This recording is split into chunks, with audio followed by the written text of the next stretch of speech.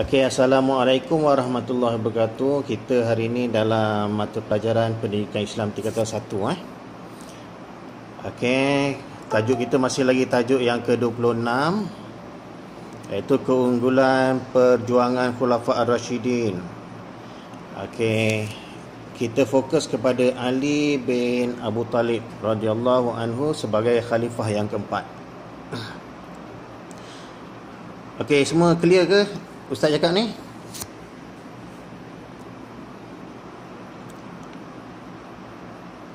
Okey, yang ada buku boleh buka muka surat 156. Okey, mula-mula sekali sebelum kita meneruskan pelajaran kita nak tengok mari kita berkenalan dengan Ali bin Abu Talib dengan kita meneliti biodata, iaitu riwayat hidup Ali bin Abu Talib. Baik, nama penuh Ali bin Abu Talib ialah Ali bin Abu Talib bin Abdul Muttalib bin Hashim bin Abdul Manaf. Okey, kalau ada apa-apa nak tanya sepanjang penerangan ustaz ni boleh menyampuk je, tak ada masalah. Okey, jadi Ali dia mempunyai hubungan persaudaraan dengan Rasulullah pada ayah Ali iaitu Abu Talib. Okey. Jadi Abu Talib tu adalah bapa saudara Rasulullah. Jadi Abdul Muttalib adalah atuk Rasulullah. Jadi hubungan Ali dengan Rasulullah adalah Ali sebagai sepupu. Okey. Kemudian kita pergi kepada tempat lahir Ali. Ali dilahirkan di Mekah. Walau bagaimanapun yang spesialnya Ali ni, dia dilahirkan di Kaabah. Khulafa Ar-Rasyidin yang lain dia dilahirkan umumnya di Mekah. Maksudnya di mana-mana negeri Mekah. Jadi Ali ni dilahirkan di Kaabah. Okey. Baik, seterusnya Ali dilahirkan pada 599 tahun Masihi. Okey, Rasulullah lahir 570. Jadi berbeza dengan Rasulullah ni, perbezaan dia 29 tahun. Okey. Jadi Rasulullah lahir dulu, kemudian dah selepas 29 tahun maka Ali pun lahir. Okey. Baik, seterusnya Ali daripada keturunan Bani Hashim, iaitu diambil sempena nama moyang Ali. Jadi kemudian nama ibu Ali ialah Fatimah juga. Jadi dia sama dengan nama isteri Ali. Yang tu yang dia nak highlight kan, Fatimah, isteri Ali Fatimah, nama ibu pun Fatimah. Okey. Baik, seterusnya kita pergi gelaran Ali. Okey. Sebelum ni kita mengenali Ali, kalau orang sebut nama Ali je orang akan sambung dengan karamallahu wajhah. Tapi sebenarnya Ali ni dia digelar sebagai Abu Turab. Abu Turab ni bermaksud bapa tanah. Okey. Kita tengok macam mana Ali dapat gelaran bapa tanah ni, Abu Turab. Baik, bagaimana Ali digelar sebagai Abu Turab? Okey. Sahal bin Sa'id, seorang sahabat Rasulullah, berkata, okey, hadis ni daripada Sahal bin Sa'id.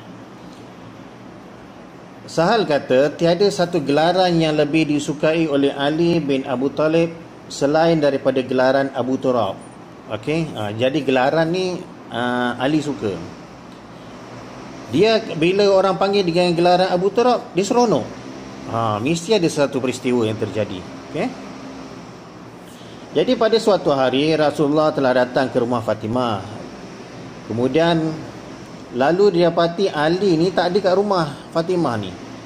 Okey. Kemudian baginda bertanya kepada Fatimah, "Wahai Fatimah, di mana anak pak cikmu?" Itu merujuk kepada Ali. Lalu Fatimah pun berkata, "Saya dengan Ali ni tadi ada selisih faham sikit. Tadi ada sesuatu yang terjadi. Lalu Ali marah kepada saya. Kemudian dia keluar tanpa memberitahu saya ke mana dia pergi." Okey. Lalu Rasulullah berkata kepada seorang yang berhampiran, Rasulullah kata pergi cari Ali. Kemudian orang tersebut datang semula kepada Rasulullah dan memberitahu Ali sedang duduk di masjid. Okey, rupanya Ali duduk kat masjid. Kemudian Rasulullah pun pergi ke masjid dan didapati Ali bin Abu Talib sedang berbaring dekat masjid. Jadi masjid waktu tu Masjid Nabawi ni dia punya lantai tanah. Okey. Jadi dapati Ali sedang berbaring dekat masjid tu sambil selendangnya jatuh. Selendang yang daripada bahu Ali tu jatuh kat tanah. Kemudian Rasulullah ambil selendang tu dan menyapunya sambil berkata kepada Ali. Okey, apa yang Rasulullah kata? Bangunlah wahai Abu Turab. Bangunlah wahai Abu Turab. Maksudnya bangunlah Ali. Tapi waktu tu Rasulullah dah bagi gelaran kepada Ali sebagai Abu Turab. Okay? Oleh sebab gelaran tu datang daripada Rasulullah, bermula saat itu Ali gembira dengan panggilan Abu Turab. Okay? Sebab tu dia dipanggil Abu Turab. Okay. Baik. Seterusnya, waktu kecil Ali telah diambil oleh Rasulullah sebagai anak angkat. Okey. Tapi sebenarnya bukan anak angkat. Okey, sebenarnya daripada kecil Rasulullah dulu dijaga oleh selepas kematian ibu dan ayah Rasulullah dijaga oleh atuk. Lepas Rasulullah dijaga oleh atuk, Rasulullah dijaga oleh pakcik. Selepas dijaga oleh pakcik, kemudian pakcik Rasulullah pun mati. Kemudian waktu tu Rasulullah dah dewasa. Rasulullah pula jaga anak pakcik dia. Okey. Baik, seterusnya Ali dia telah berkahwin dengan Fatimah Az-Zahra, puteri Rasulullah. Okey. Fatimah Az-Zahra adalah merupakan puteri Rasulullah dan dia merupakan wanita kanak-kanak yang pertama memeluk Islam. Manakala Ali adalah kanak-kanak lelaki yang pertama masuk Islam. Okey. Jadi dia sesuai lah Fatimah dengan Ali ni. Okay. Baik. Seterusnya, kematian Ali. Baik, Ali dia syahid kerana ditikam oleh seorang lelaki, Abdul Rahman bin Muljam nama dia. Okay. Pada waktu tu adalah tarikh 17 Ramadan. Okay. Okey, kematian Ali ni dibunuh oleh Abdul Rahman bin Muljam ni adalah berpunca daripada golongan Khawarij. Okey. Ini merupakan fitnah yang pertama pada zaman Ali waktu tu. Okey, fitnah yang pertama zaman Ali ialah Ali mendapat berita tentang Muawiyah yang telah menyediakan tentera untuk menentang Ali. Okey, sebenarnya pelantikan Ali ni tak ramai waktu tu, tak ramai yang membai'ah Ali. Maksudnya tak ramai yang berjanji setia kepada Ali. Berbeza dengan 3 khalifah yang lain. Ali ni dia dilantik ketika selepas pembunuhan Osman. Ya. Dan dia dipaksa untuk memegang jawatan ni. Okey. Kalau tak nanti ada 3 orang yang dipaksa untuk memegang jawatan ni. Kalau ketiga-tiganya tak nak pegang jawatan, maka ketiga-tiganya akan dibunuh. Okey. Waktu tu pemerintahan dipegang oleh golongan yang memberontak yang membunuh Osman. Okey. Dia ada kaitan dengan pembunuhan Osman waktu tu. Okey. Jadi Muawiyah telah menyediakan tentera untuk menentang Ali. Kerana pendapat Muawiyah, Ali ni dilantik, pelantikan Ali ni tak sah. Okey, sebab pelantikan sepatutnya dilantik oleh Majlis Syura. Maka terjadilah perang yang dinamakan perang Siffin antara Ali dengan Muawiyah. Okey, siapa dia golongan Khawarij, dia ada kaitan dengan perang Siffin ni. Okey. Dia bermula dengan perang Siffin antara tentera Muawiyah dengan tentera Ali. Okey, dia berperang 2 tentera ni. Kemudian waktu perang tu Muawiyah mendapati dia hampir-hampir kalah. Okey, Muawiyah menentang Ali kerana Ali belum lagi mencari pembunuh Osman bin Affan. Okey. Muawiyah dengan Osman bin Affan ni ada kaitan saudara, dia sepupu dua orang ni. Jadi Arab ni kalau ada pembunuhan, dia amat menitik beratkan tentang tuntut bela. Okey. Baik, ketika tentera Muawiyah hampir kalah, sebahagian daripada tentera Muawiyah ni dia telah mengangkat Quran. Okey. Terdapat riwayat yang menyatakan dia cucuk Quran pakai tombak, dia angkat tinggi-tinggi. Dia kata kembalilah kepada Quran. Okey. Maka kedua-duanya telah berdamai. Ali bersetuju untuk damai. Okey. Manakala sebahagian daripada tentera Ali telah berpecah, dia tak setuju dengan damai. Dia kata lawanlah terus. Dia kata seramai lebih daripada 10,000 orang daripada tentera Ali telah meninggalkan Ali. Kemudian dipujuk. Setelah dipujuk, seramai 80,000. Okey, setelah dipujuk hanya tinggal 2,000 saja yang tinggal sebagai tentera Khawarij. Okey. Mereka ni digerarkan sebagai Khawarij sebab dia meninggalkan tentera Ali. Okey. Yang jadi masalahnya ialah slogan Khawarij. Slogan Khawarij ialah hukum Islam ini milik Allah, bukan milik Ali ataupun sahabat-sahabat yang lain. Jadi Khawarij telah mengeluarkan fatwa yang mengatakan Ali dan Muawiyah dua-dua ni telah kafir. Okey. Telah kafir dan perlu dibunuh. Okey, kewafatan Ali. Ali telah dibunuh oleh Abdul Rahman bin Muljam. Siapa dia Abdul Rahman bin Muljam ni? Dia seorang yang baik asalnya. Dia seorang penghafal Quran. Okey. Dia seorang lelaki yang hafal Quran, dia bersifat zuhud. Dia rajin solat dan rajin puasa. Okey. Dia pernah dilantik oleh Umar bin Al-Khattab sebagai guru Al-Quran kat Mesir. Masalahnya dia menjadi ganas kerana tidak faham ilmu agama. Okey. Dalam masa yang sama dia rasa diri dia betul. Okey, Abdul Rahman bin Muljam merupakan salah seorang yang berfahaman Khawarij. Okey, dia seorang hafal Quran, kuat beribadah. Okey.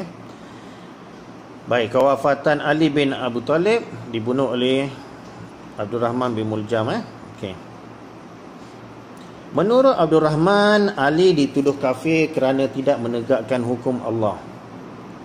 Pada 19 Ramadan pada 40 Hijrah, ketika Ali bangun daripada sujud solat subuh, gelap-gelap tu, sebenarnya orang Khawarij ni dirancang. Ada 3 orang dirancang. Seorang nak bunuh Muawiyah, seorang nak bunuh Amru bin Al-As, dan seorang lagi nak bunuh Ali.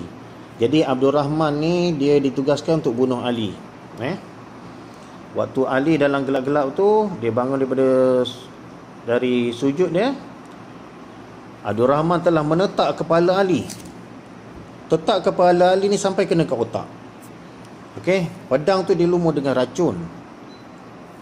Kemudian Abdul Rahman menjerit ketika menetak Ali. Abdul Rahman kata, hukum ini milik Allah, wahai Ali, bukan milikmu, dia kata. Okey, dia tetak Ali. Okey. Waktu dia tetak Ali tu, terkena kat kepala, tapi Ali masih lagi solat subuh. Selepas 3 hari barulah Ali wafat. Sebelum dia peristiwa dia ditetak oleh Abdul Rahman bin Muljam ni, Ali telah berjumpa dengan Rasulullah dalam mimpi. Okey, bermimpi Rasulullah. Ali kata, wahai Rasulullah, aku telah berhadapan dengan orang Islam yang degil. Kemudian Rasulullah kata, orang Islam yang degil ni merujuk kepada Khawarij. Okey. Kemudian Rasulullah kata kepada Ali, wahai Ali, berdoalah kepada Allah supaya Allah turunkan bencana kepada mereka. Maka Ali pun tadah doa, dan apa yang Ali doa adalah bukan turunkan bencana kepada mereka. Ali doa supaya digantikan khalifah lain daripada Ali. Okey. Maka selepas dia mimpi tu, maka siangnya terjadilah pada subuhnya maka terjadilah pembunuhan Ali. Maknanya Allah terima. Baik, seterusnya tugasan pertama, senaraikan 5 perkara daripada riwayat hidup Ali bin Abi Talib. Okey. Senaraikan 5. Nama dia, tempat lahir, tarikh lahir, gelaran dan wafat dia macam mana. Baik, seterusnya. Baik, daripada sifat peribadi, daripada kita mengenali Ali tadi, mari kita kenali sifat-sifat peribadi Ali bin Abi Talib. Yang pertama, Ali ni sangat pintar. Dia telah dididik oleh Rasulullah. Okey. Ali ni kebolehan dia boleh jawab satu soalan, orang pertama tanya soalan, kemudian Ali jawab dengan pelbagai jawapan. Okey. Kemudian orang lain tanya soalan yang sama, seramai 10 orang tanya soalan yang sama, tapi Ali boleh jawab dengan jawapan yang lain-lain. Okey. Itu kepintaran Ali. Kemudian dia mahir dalam bidang faraid, iaitu pembahagian harta pusaka. Yang ni bidang ni memang susah, banyak sifil-sifil dia. Okay. Ali merupakan salah seorang pada penulis wahyu. Okay. Ali dia juga penghafal Al-Quran.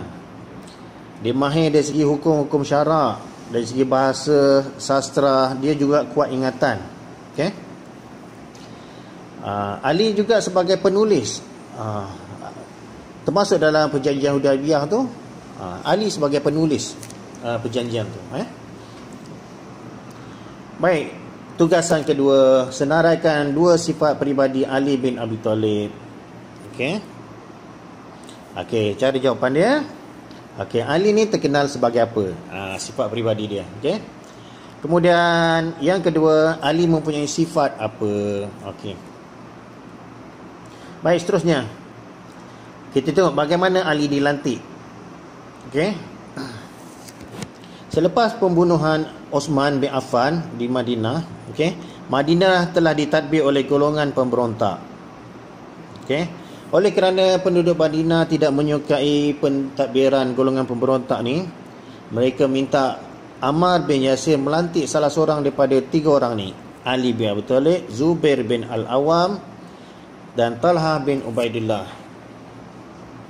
Namun ketiga-tiga mereka ni tak nak dilantik, tak nak memegang jawatan tu. Okey. Maka pentadbir Madinah pun mengugut akan membunuh ketiga-tiga mereka sekiranya tiada siapa yang menerima jawatan khalifah. Lalu Ali bin Abi Talib pun menerima jawatan khalifah ni. Okey. Oleh itu, daripada pelantikan Ali ni, maka kita dapatlah mengetahui, okey, bahawa Ali ni memegang pemerintahan dia dalam keadaan penuh dengan fitnah, penuh dengan cubaan. Sebaik menjadi khalifah saja, Sayyidina Ali bin Abi Talib telah berhadapan dengan krisis dalaman negara sehingga menjejaskan tumpuan kepada pembangunan. Okay? Namun Ali telah melakukan beberapa tindakan. Okay? Pertama, dari segi sosial, Ali telah berusaha mengekalkan kestabilan dan keharmonian negara. Okay. Manakala dari segi ketenteraan, Ali telah membina markas tentera di Parsi dan sempadan Syria dekat Syam. Okay. Dari segi ekonomi pula, Ali berjaya meneruskan kutipan jizyah. Okay. Baik, tugasan jelaskan 2 sumbangan Ali sebagai khalifah. Okey, 2 saja nak. Baik, pengajaran dia daripada ke-4 yang kita pelajari tu, Khulafa' Rasyidin tu ada 4, Abu Bakar, Omar, Osman dan Ali. Pengajaran yang kita dapat ambil ialah, pertama, umat Islam hendaklah mencontohi semangat perjuangan dan sifat mulia para sahabat agar diridai oleh Allah. Kedua, umat Islam perlu bersikap berani menegakkan kebenaran dan menghapuskan kebatilan yang menyesatkan. Yang ketiga, umat Islam perlu sanggup berkorban tenaga, harta dan nyawa untuk kepentingan agama. Yang keempat, kita perlulah mentaati dan menghargai sumbangan pemimpin Islam yang banyak berjasa. Okey. Okey, sekian. Terima kasih atas perhatian.